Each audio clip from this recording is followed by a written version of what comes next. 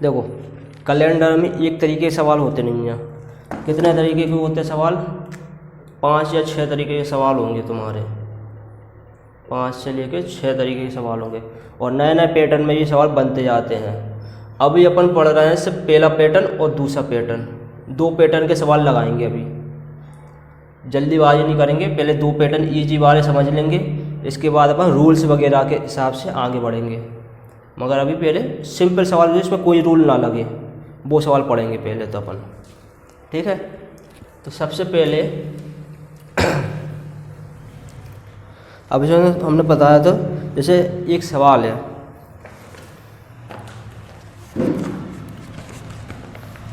जैसे हरि को याद है, जैसे तुम्हें याद है तुम्हारे पिताजी का जन्म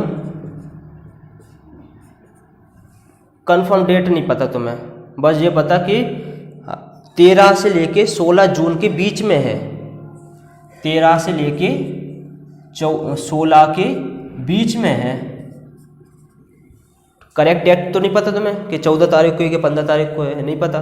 तुमने कहा कि 13 के और 16 के बीच में है, मतलब 13 भी नहीं है ना 16 है, इनके बीच वाला नंबर होगा। 13 और 16 के बीच के कितने नंबर होते हैं बताओ?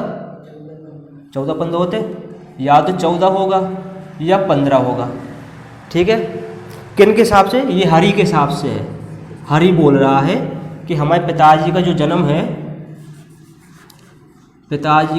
है वो है 13 और 16 के बीच में है, तो बच्चे को 14 और 15 में होगा, ठीक है।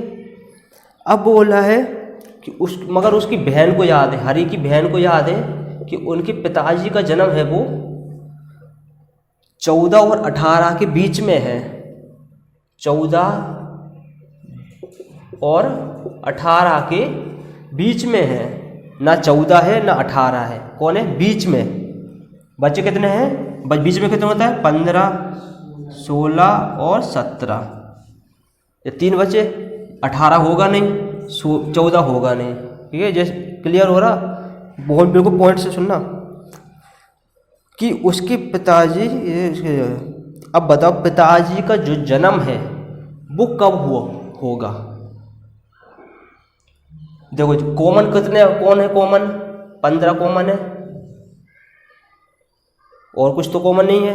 जो कॉमन हो वो ही उसका आंसर होगा, तो इसका आंसर कितना हो जाएगा? 15 आंसर, ठीक है। तो ये जाएगा 15 आंसर। क्लियर?